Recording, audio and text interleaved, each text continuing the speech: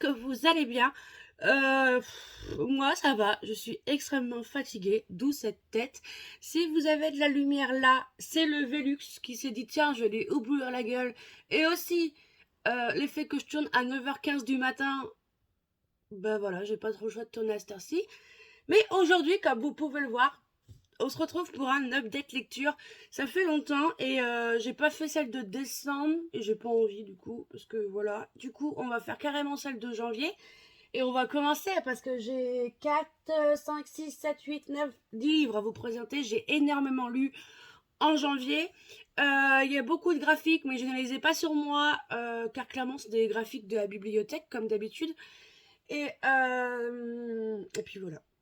Du coup, on va commencer avec la tablette. On va commencer avec un abandon qui est Campus Initiation. Vous allez rien voir. Je vais vous baisser la luminosité. Hop. Je ne sais pas. Oui, bien sûr. Hop. Non. Campus Initiation. Là, vous voyez mieux. Campus Initiation de Louise Valmont. Oui. C'est un abandon. C'était pas possible. Alors, pour ceux qui le savent peut-être ou non, avec Addictive et moi, c'est ça passe ou ça casse. Pour la simple et bonne raison que il y a des moments ça le fait pas quoi. Voilà, ça le fait vraiment pas. En gros, ici, on va suivre une jeune fille qui rentre à l'université et en fuyant, je crois que c'est en fuyant son copain, je ne sais plus trop, elle va tomber sur, je sais plus qui, sur un mec. Et en fait, le mec en question, c'est l'ennemi juré de son ex-petite amie, un truc dans le genre. Et du coup, normalement, il y a tout... Attendez, il y a un truc qui s'affiche, ça m'énerve. Il y a tout quelque chose, il y a tout un truc de vengeance et autres. Et j'ai lu plus de la moitié du livre. La vengeance était clairement pas là. Et la romance entre les deux était déjà là.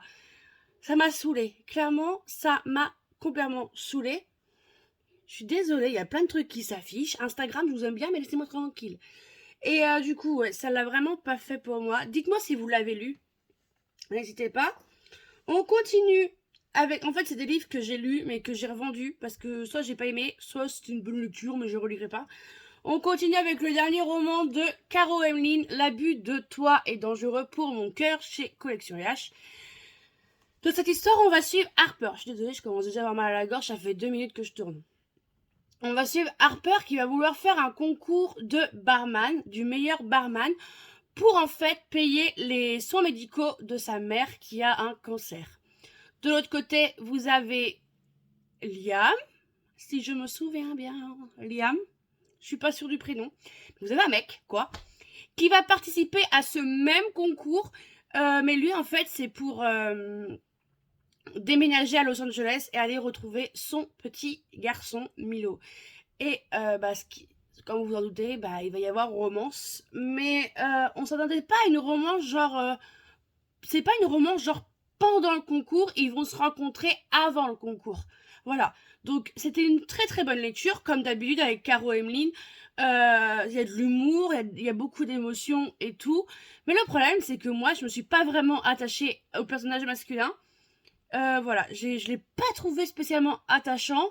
J'ai adoré le fait qu'on soit plongé dans un univers de cocktails, de barman et tout. C'est la première fois que je lisais un roman pareil.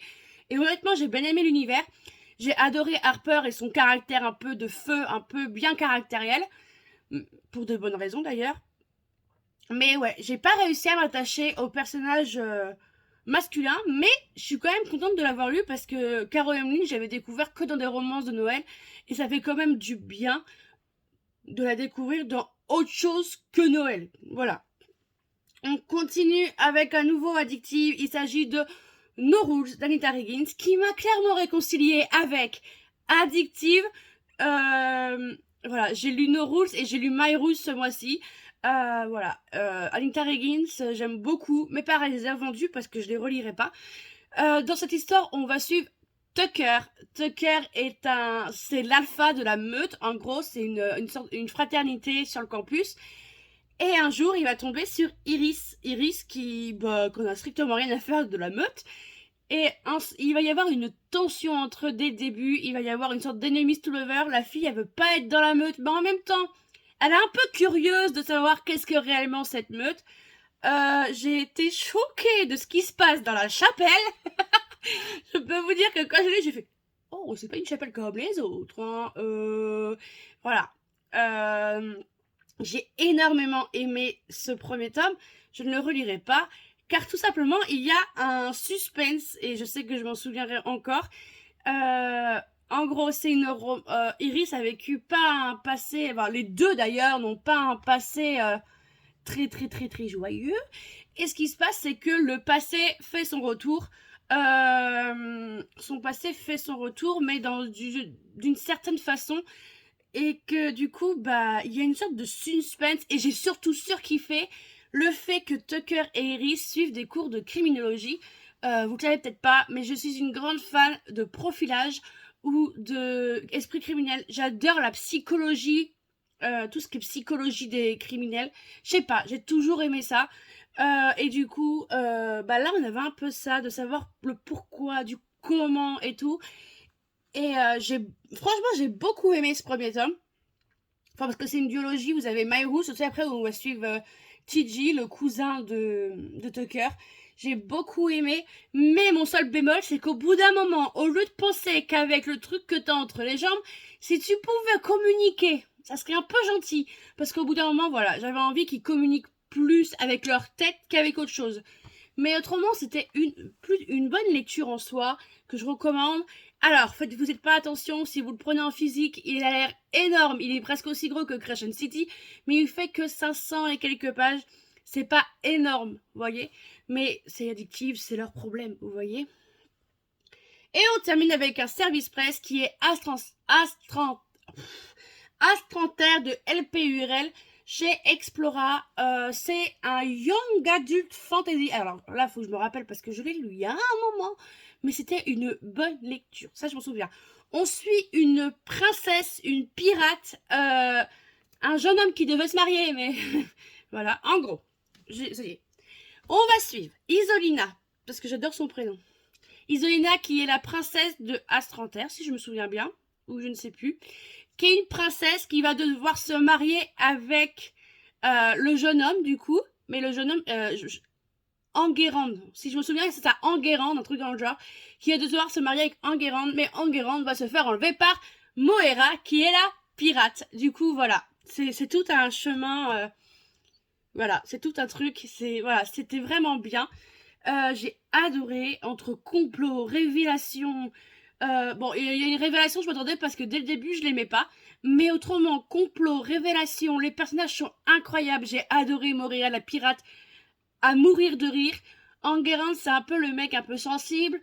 Isolina, c'est la princesse qui veut faire bouger les choses. C'est juste incroyable, c'était incroyable. L'univers est incroyable aussi. On va voyager un peu dans Astrantaire, c'était magique. Beaucoup de magie aussi. Voilà, je sais pas trop comment vous en expliquer, mais c'est chez Explora, je vous le recommande. C'était une très bonne lecture et la couverture est magnifique. Je l'ai eu en e-book moi, donc voilà. Et du coup, bah, en fait, vous allez avoir deux couples. En fait, vous allez avoir Moria d'un côté avec Enguerrand, et vous allez voir Isolina qui va faire la rencontre de plusieurs personnes.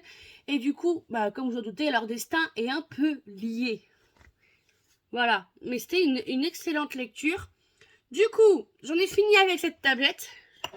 Faut que je la pose quelque part. Ça, c'est un truc que je peux jamais faire de la place pour poser les livres. Et on va continuer avec ces bébés. Là-dedans, il y a 3 coups de cœur. Voilà. Je vais commencer par les deux premiers. Il y a 5-6 ans, j'ai lu ce roman grâce à la médiathèque. Parce que voilà, il y a 5-6 ans, je m'achetais pas de livres spécialement. J'avais pas les moyens. Du coup, j'allais à la médiathèque. J'y vais toujours d'ailleurs. Et j'ai découvert, pour le premier roman que j'ai découvert de l'auteur, de Colleen Hoover, c'était Jamais plus chez Hugo. Beaucoup de gens pensent que Hugo, c'est que de la romance, c'est que du cul. Eh ben non les gars, non, non, non. Il y a aussi des sujets forts, très très forts. Est-ce que je dois vous faire un résumé? Bon, je vais vous faire, mais bon. Dans cette histoire, nous suivons Lily Bloom Blossom, qui en fait son rêve est de devenir fleuriste, mais dans son enfance, elle n'a pas vécu une enfance très fleurie, vous voyez. Elle a vécu dans la violence car son père battait sa mère et elle trouvait sa mère vraiment insoumise, le fait qu'elle faisait rien, elle comprenait pas pourquoi sa mère faisait rien. Et en fait, on va la suivre un peu dans de son enfance à l'âge adulte. Dans l'âge adulte aussi, elle a une histoire pas très joyeuse. J'ai pas envie. Alors, je suis sûre que la plupart d'entre vous vous êtes fait spoiler par TikTok, Instagram, parce qu'il y en a qui disent qu'il faut le dire. Moi, je vous le dis pas.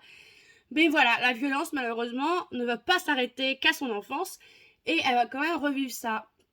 Et en fait, c'était une relecture. La première fois a été un coup de cœur parce que voilà, énormément d'émotions. Lily, voilà. Mais en fait, je l'ai relu. Je me souviens de je me souvenais de certains passages, mais j'ai quand même été choquée, quoi, parce que oh là là. Et encore, quand vous le relisez, c'est pas la même sensation que la première fois parce que vous savez ce qui va arriver et là vous vous dites mais purée, il y avait ce red flag, il y avait ce truc, pourquoi elle a pas vu ça, pourquoi elle a pas vu ci.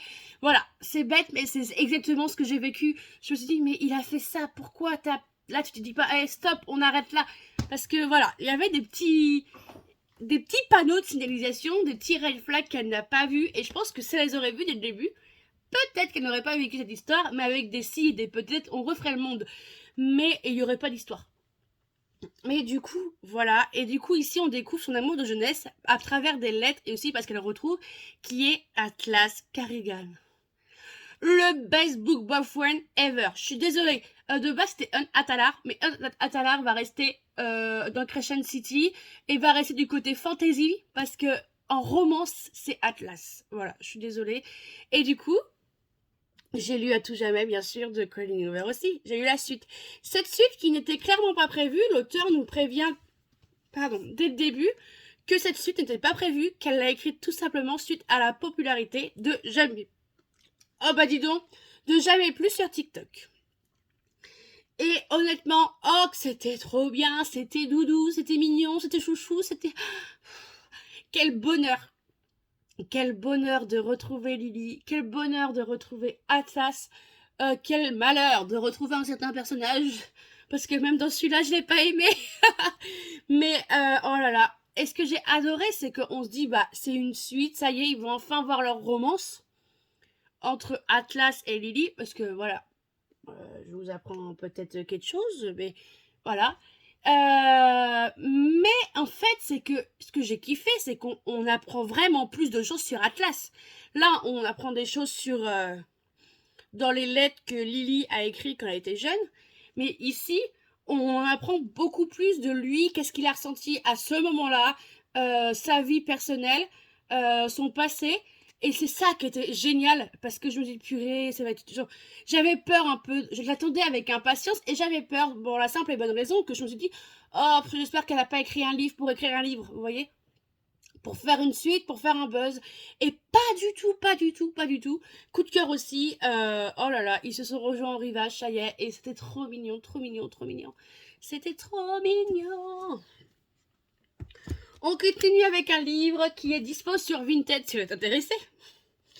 Alors, c'est une bonne lecture, mais je ne veux pas dire que des choses positives, vous voyez.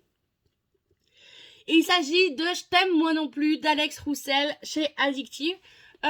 C'était une lecture que je me suis imposée par Livre Addict pour ceux qui ont vu la vidéo, où je me suis imposé 12 livres à lire dans l'année. Et bah, j'ai lu celui-ci en janvier. En gros, on va suivre Soline. Soline, en fait, qui a un blog. Et son blog en question est de faire défi sur défi sur défi. Et là, son prochain défi est de draguer une célébrité et le garder. Et ça va tomber sur Ethan Russell. Ethan Russell, qui est un acteur américain qui débarque vers Lille. C'est à Lille? Non, c'est pas à Lille même. Mais une star d'Hollywood si, c'est dans le nord. C'est vers Lille. J'ai perdu les noms. Mais c'est vers Lille, là-bas. Dans le nord. Et ce qui se passe, c'est que, bah... Est-ce que son propre jeu va lui retomber dessus? Voilà. Alors, ce roman est découpé en 3 parties. Voilà. Alors, le problème qu'il y a, c'est que certains passages allaient trop vite. Par exemple, les réconciliations, c'était fait. Et j'aime pas le chapitre, par exemple, où il y a embrouille, il y a un problème, et le prochain chapitre, il y a déjà réconciliation. Je suis pas fan des trucs comme ça, où ça va super vite. Après, il fait moins de 300 pages. Donc, est-ce qu'on peut en vouloir? Pas spécialement. C'est une bonne lecture qui se lit vraiment tout doucement. On est plongé dans tout le monde du cinéma, tout le monde des plateaux en fait du cinéma, parce qu'on va les suivre durant le tournage du film, qui est un tournage de film de guerre par rapport au débarquement de Normandie. Et il y a un autre truc, et il y a aussi une question de retrouvailles aussi pour Ethan Russell. Il va essayer de retrouver certaines choses. C'est un truc vraiment très intéressant. Je peux pas trop vous en dire parce que autrement je vous raconte tout. Mais la romance en elle-même est allée extrêmement vite. Voilà, c'est vraiment un roman qui se lit sans prise de tête, tout doucement, et puis bah voilà. Mais c'était pas une excellente lecture. Donc si vous voulez le livre, il est dispo sur mon Vinted, qui est dispo en barre d'infos. N'hésitez pas à aller voir. On continue. Je vais vous présenter la BD parce que je ne veux pas finir avec la BD. J'ai lu L'Heure Olympus, le tome 3 de Rachel Smith. Hop, pile poil. C'est pas... en fait, de base, je voulais pas me l'acheter. Voilà. Tout simplement parce que Hadès et Perséphone, je pense que c'est la réécriture de mythologie la plus réécrite. Alors que des romances dans la mythologie, je pense qu'il n'y a pas que... Vous avez Hadès et Perséphone de Scarlett Sinclair, vous avez L'Or Olympus de Rachel Smith, vous avez Néon Guts GBMR, et j'en passe des meilleurs parce que je pense que j'en oublie peut-être. Mais on me l'a offert à Noël, voilà, tout simplement, et je l'ai lu. Et j'ai adoré ce 3e tome. Donc du coup, j'ai extrêmement bien fait. On est toujours sur des planches très bleues, très roses. J'aime toujours d'amour Hadès. Voilà, où chaque dieu en fait a une couleur. C'est très intéressant, j'aime beaucoup. Hadès, je l'aime beaucoup aussi. Mais j'ai pas envie de trop vous en dire quoi. C'est un tome 3. On continue avec la lecture commune de janvier que j'ai lu. C'est Bodyguard, le tome 1, qui a été une pépite, pas un coup de cœur, mais une très très bonne lecture. Ici, on va suivre Lennon, tu vas me dire, c'est le nom du tome 1, donc logique qu'on suit Lennon. Lennon, qui est un bodyguard, mais un bodyguard qui a eu une blessure et qui dit stop, moi j'arrête d'être bodyguard, j'arrête de risquer ma vie pour les autres, je m'arrête et j'aide mon père à gérer l'Institut Westwood.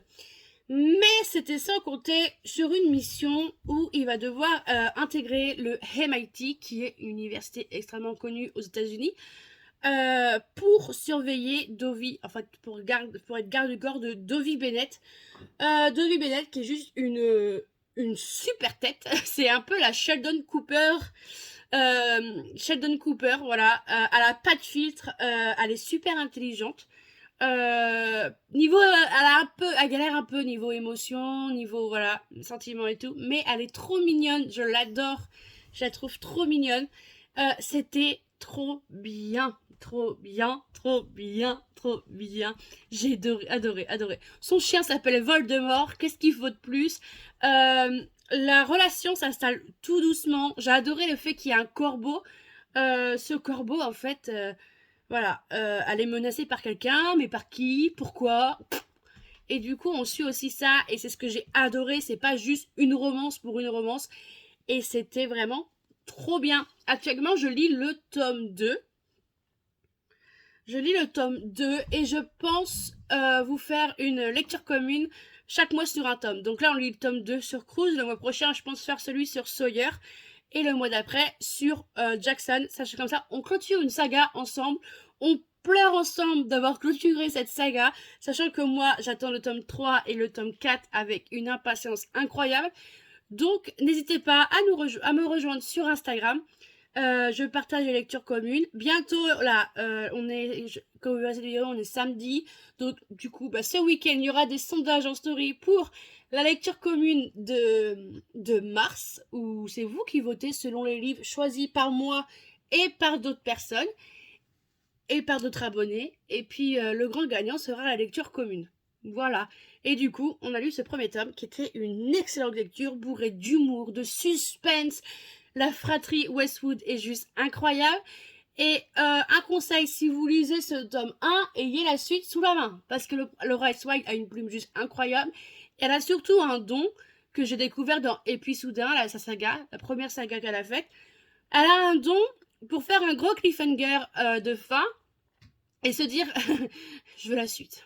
Voilà, elle a vraiment un don pour ça et c'est à la fois agaçant et c'est ce qui rend la chose addictive en fait. Donc je recommande. Et pour finir, une autre lecture commune, mais cette fois-ci on termine avec un coup de cœur un peu spécial. Il s'agit de Sibylle de Valentine Lalande, publié chez Hugo, mais en New Way, donc pour les young adultes. Ce livre, clairement, comment dire, je suis Sibylle, sauf que Sibylle ici a 17 ans et moi j'en ai 26. Voilà. Sibylle, en fait, ne s'aime pas. Sibylle, elle aime se cacher dans des vêtements larges, elle aime ne pas être vue, elle aime être invisible, mais elle est amoureuse de Soren. Soren qui est un peu le bad boy qui se cache au fond de la classe. Et du coup, un jour, pendant son cours de philosophie, je crois, ou français, eh ben, elle va devoir écrire des poèmes, d'ailleurs poèmes magnifiques. Elle va devoir écrire des poèmes. En fait, ils vont, j'explique mal, hein. Ils vont se mettre en duo et chaque personne du duo va devoir écrire un poème sur l'autre. Et du coup, bah, Sibylle elle est en mode ah, j'espère que je vais tomber sur Soren. Mais eh ben non, elle tombe sur Samuel. Samuel qui n'est autre que un peu son bourreau. Je dis bourreau parce que c'est pas spécialement un bourreau. C'est plus, vous savez, ce petit pion qui va faire comme les autres. Enfin voilà. Et du coup, elle va tomber sur lui et elle se dit oh, la poisse. Voilà. Et du coup, peut-être que grâce à Samuel, elle va réussir à s'ouvrir. Elle va réussir à s'exprimer plus qu'elle ne le faisait avant. Et du coup, ici, on croit qu'on va suivre que, du coup, Samuel et Sibylle dans leur romance. Faux. Car en fait, la meilleure amie de Sibylle, qui est, je ne sais plus comment elle s'appelle, Sophia, je crois. C'est que des lettres en S. Je crois que c'est Sophia. Lou. Non, Lou, c'est la connasse. Pardon, hein, pour les gros mots, mais c'est la connasse. Je suis désolée. Du coup, Sophia, elle, va faire équipe, va faire son duo avec Soren. Voilà, donc vous vous doutez un peu ce qui va se passer. Et c'était trop mignon. C'était, en fait, c'était incroyable. C'était à la fois dur, à la fois adorable, à la fois déchirant. Et en fait, c'est que pour moi, c'était déchirant parce que je me suis énormément reconnue dans les personnages. Je me suis reconnue dans Sophia, je me suis reconnue dans Soren, je me suis reconnue dans Sibylle, moins dans Samuel. Mais je me suis tellement attachée, il y a tellement des sujets forts. Alors, je vais vous mettre les 3 hashtags. Il y a écrit amitié, body positive, car clairement, que ce soit Sophia qui fait genre SM, mais en fait pas spécialement, mais qui arrive quand même. Et par contre, Sibylle qui s'aime vraiment pas. Tolérance, ça c'est net. Et aussi, je peux mettre harcèlement scolaire. Voilà, ça parle de harcèlement scolaire. Il y a écrit c'est tellement plus facile de se taire que d'observer. Je suis totalement d'accord. Il y a des phrases qui m'ont clairement bouleversée car j'ai pleuré. Clairement, j'ai pleuré car bah voilà, ça m'a fait rappeler des sujets pas très cool de ma vie. Mais c'était juste incroyable et ce roman traînait dans ma palle depuis sa sortie. Et dites-vous qu'il est sorti, je vais vous le dire, hein, pour que vous me tapez sur les doigts en même temps, parce que c'est une honte, parce que c'est un coup de cœur. Il est sorti dépôt légal septembre 2020. Ça fait, allez, 2 ans, plus de 2 ans qu'il traînait dans ma balle et je ne l'ai pas lu. Et c'est un coup de cœur, voilà. Je suis déçue. Du coup, voilà pour mon bilan de janvier. Voilà, j'espère que vous êtes bien installés et tout. Sur ce, n'hésitez pas à me donner des idées de vidéos que vous voudrez voir parce que par moment, j'ai des manques d'imagination et j'ai plus d'idées. Donc, n'hésitez pas. Autrement, mettez un pouce, abonnez-vous parce que c'est gratuit et ça me fait plaisir. Mettez un petit commentaire, peu importe le commentaire. Et sur ce, je vous dis à samedi prochain. Passez une bonne semaine de lecture. Bye bye!